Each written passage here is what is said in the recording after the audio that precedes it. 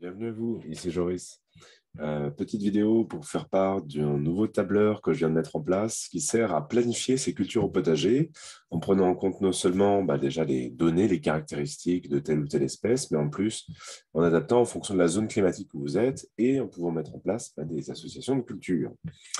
Alors, c'est un tableur à retrouver sur mon site internet. Bien sûr, je mets le lien en dessous de la vidéo. Et puis là, dans cette vidéo, on va simplement balayer les différentes parties, les différents éléments qu'on va trouver dans ce tableur.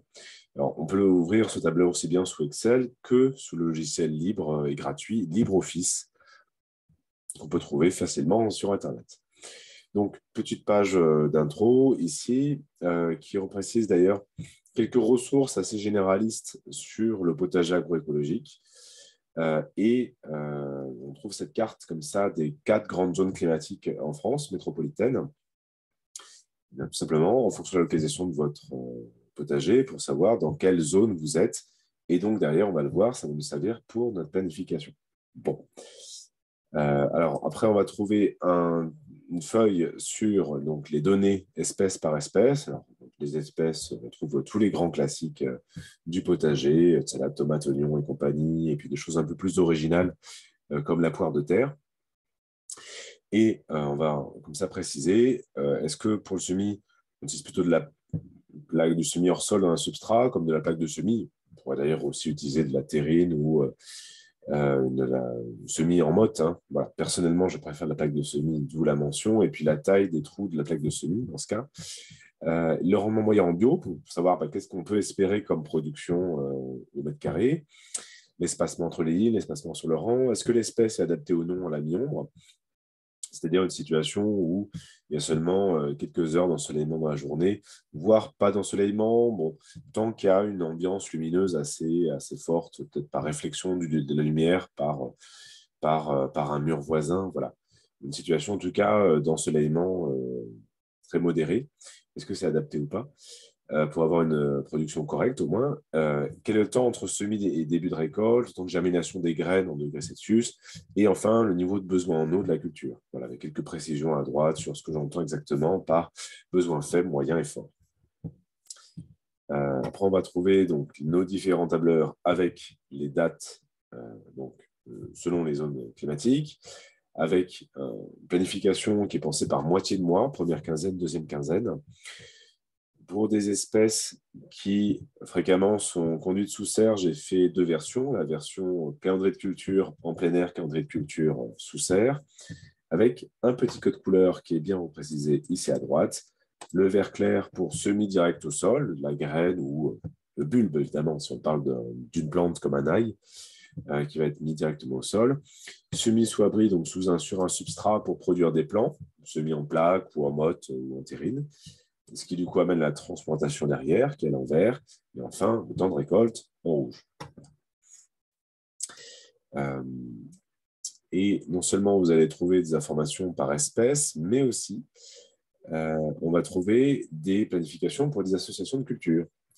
Voilà, qui sont précisées ici. Alors, des associations sous serre, des associations au soleil, des associations qui sont faites pour la mi-ombre. Et à chaque fois, sur la droite, j'ai mis un petit encadré qui précise pourquoi cette association, pourquoi est-ce qu'on met ces légumes ensemble.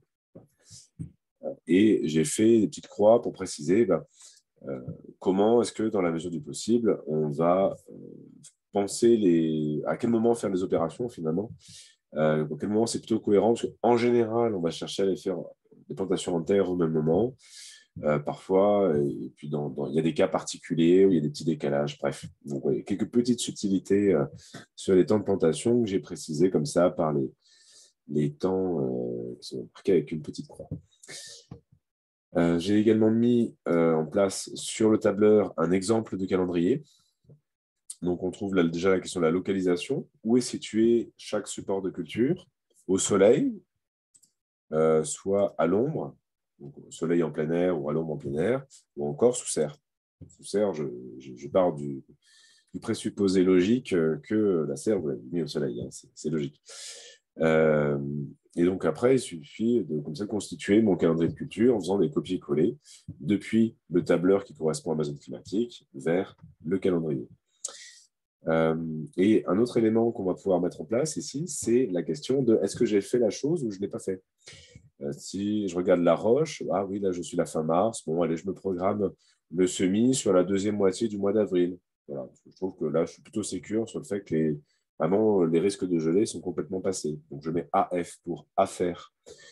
Par contre, au niveau de mon chou brocoli, bah oui, j'ai fait mon semis en plaque de première moitié du mois de mars. Donc je mets F pour fait. Par contre, plus tard, à la deuxième moitié du mois d'avril, il y aura la transplantation à faire. Alors, en général, de toute façon, les transplantations, c'est quand le plant est bien étoffé, il est bien beau, il est à 5-6 feuilles.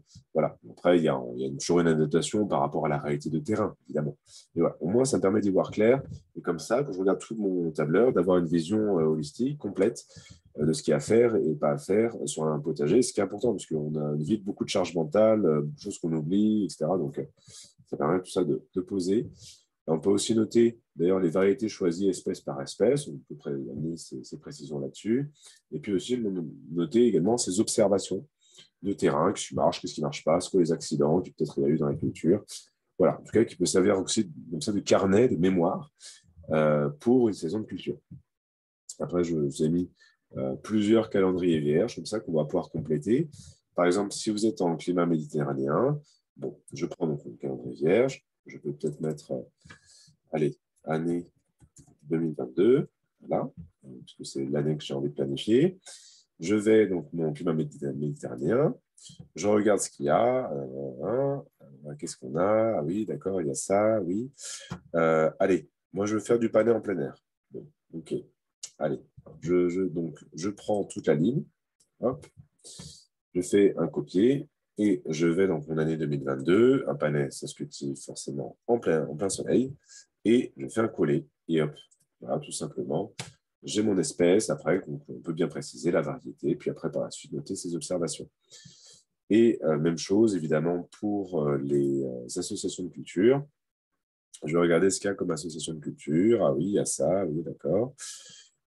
Et hop, allez, je vais prendre toute l'association, je fais un copier, et hop, je colle ça, voilà, dans mon calendrier. Bon, c'est vraiment tout simple, hein. J'ai vraiment conçu l'outil pour que ce soit le plus simple d'usage possible. Alors, notez que l'intégralité du contenu est éditable. Alors, on peut ajouter, supprimer des lignes, des colonnes, changer les couleurs si elles ne vous plaisent pas, vous en mettez d'autres. Voilà, donc c'est intégralement éditable. Ça vous permet aussi de pouvoir ajouter d'autres espèces, d'autres associations de culture si vous en connaissez.